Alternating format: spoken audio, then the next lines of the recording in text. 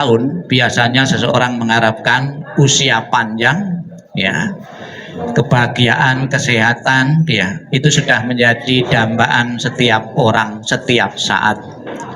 Namun juga perlu dimengerti oleh umat Buddha yang hadir di sini.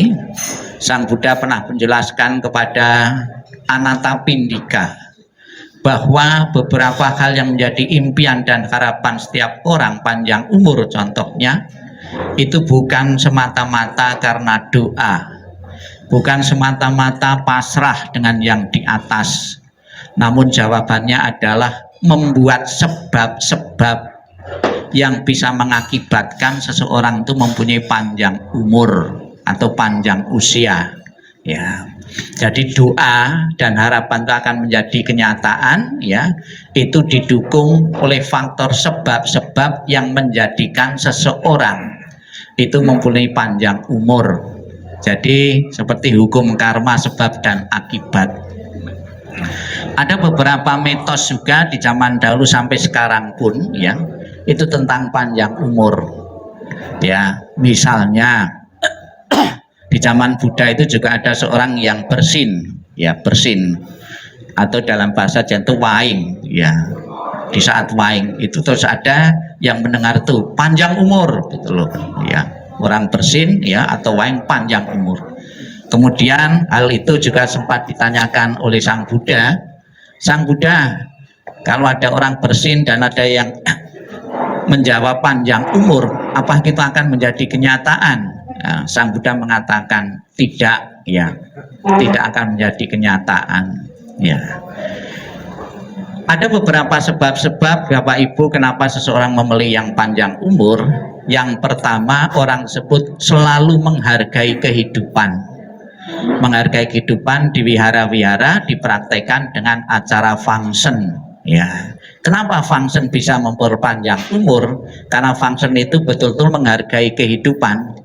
Kalau pada umumnya kita di pasar lihat lele, lihat ikan, dalam pikirannya itu kan ingin mengkonsumsi, ya. Tapi umat Buddha berbalik, ya. Kalau lihat ikan yang terperangkap mau dijual atau dibunuh, ya, untuk konsumsi, kita berpikir untuk melepas, ya, untuk function. Bagi mereka yang betul-betul umat Buddha yang melatih cinta kasih dan welas asih, ya. Tapi kan banyak juga, ya, yang belum bisa, karena melepaskan atau menghindari sesuatu yang enak itu tidak gampang. Kalau sesuatu itu pahit, ya, itu gampang dihindari. Kalau sesuatu yang enak, ya, ya, ya. Saya kira ada apa-apa kok disenggol saya. Ya, itu. Oh, jangan panjang-panjang, ya. Iya, iya, iya, iya, ya. Nah, tolong yang saya diberi jatah 1/4 jam. Tolong kali kepanjangan dising, diperpanjang lagi. Oh, ya. Tolong, ya, ya, ya. Malah jadi lupa tadi apa. Oh, iya, ya. Ya, ikan lele, ya. Kita berpikir untuk, ya, membeli dengan uang kita kemudian dilepas. Terus ada yang bilang yang belum bisa meninggalkan makan ikan, ya, boleh enggak kalau habis function itu makan ikan? Ya, boleh, ya. Yang tidak boleh itu habis function itu makan atau goreng ikan yang dilepas, ya. Habis dilepas di bawahnya dikasih jaring terus digoreng, itu enggak boleh. Ikan yang sama yang dilepas itu enggak boleh.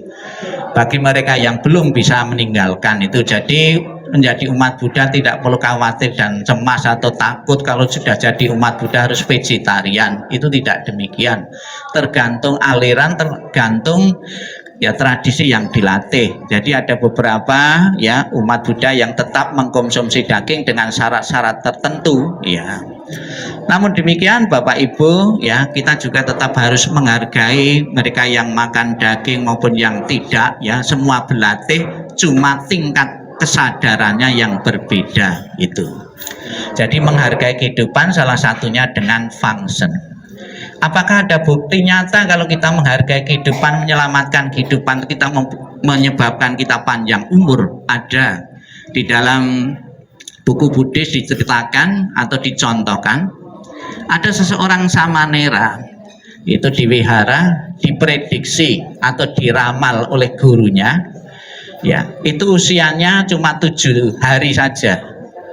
Melihat samanera itu, biarlah samanera itu mati di rumah orang tuanya karena usianya cuma 7 hari saja. Kemudian dia pulang ke rumah 7 hari saja dengan harapan samanera itu tidak pernah akan kembali lagi karena sudah diramalnya itu mati, ya. Kemudian tahu-tahu hari ke-8 itu balik ke wihara. Kaget bikunya itu, loh samanera mestinya kan sudah mati kemarin, ini kok bisa hidup. Nah, kemudian samanera itu ditanya oleh gurunya, samanera kamu waktu pulang melakukan apa? Gitu. Samanera itu cerita, waktu pulang saya lewat sungai, kemudian ada semut-semut yang mau hanyut, saya selamatkan, beberapa ratus semut yang diselamatkan. Kemudian gurunya mengatakan, ya karena kamu melakukan kebajikan menyelamatkan semut-semut inilah usiamu jadi panjang, ya. Jadi kalau kita itu memperpendek, ya seseorang atau makhluk-makhluk hidup, kita pun juga kena imbasnya. Demikian pula kalau kita memperpanjang umur, ya itu pun juga kena efek positif, ya itu. Jadi salah satu seseorang mempunyai umur panjang adalah menghargai kehidupan. Kemudian yang kedua, seseorang akan berumur panjang dalam kehidupannya itu suka berdana makan. Ya di Wihara Budayana ada tulisan, ya ada tulisan yang berdana makan itu paling atas itu mendapatkan panjang umur, ya. Jadi seorang berdana kan memberi harapan-harapan juga, dan memang dengan makanan tuh orang yang kelaparan, orang yang mau mati pun juga jadi panjang lagi, ya. Itu jadi orang yang suka berdana makan. Kemudian orang yang suka berdana obat-obatan, ya. Obat-obatan di sini bukan narkoba, ya. Ya. Ya, obat kesehatan. Dia pun kalau minum mestinya sudah mati, kemudian hidup lagi sehat kembali. Dia memperpanjang, ya. Kemudian yang berikutnya penyebab umur panjang karena doa. Jangan meremehkan doa, ya. Diceritakan ada seorang anak-anak itu dibawa ke peramal. Peramal mengatakan anakmu akan berusia 7 hari saja. Orang tuanya rupanya terhadap ramalan itu ragu-ragu. Kemudian karena ragu-ragu terus dipertemukan dengan Sang Buddha. Sang Buddha, ketika saya datang ke peramal, anak saya kok diramal cuma 7 hari saja. Apakah betul? Sang Buddha menghiyakan. Apakah ada Sang Buddha agar anak saya lewat lebih dari 7 hari? Kemudian Sang Buddha menyarankan anak ini taruh dipan di depan rumah, kemudian suruh mengundang biku-biku membacakan parita-parita selama 7 hari 7 malam, ya. Telah dibacakan 7 hari 7 malam parita ini, ya. Kemudian Sang Buddha memprediksi dengan bacaan-bacaan parita ini yang ditujukan anak-anak ini, usia anakmu akan 120, ya, 120 tahun, yang mestinya 7 hari dibacakan parita-parita, doa-doa selama 7 hari 7 malam, ya. Kelihatannya ringan toh, coba cari biku suruh baca 7 hari 7 malam kalau bisa, ya. Ya belum tentu, ya. Ya sampai meniran toh. Ya.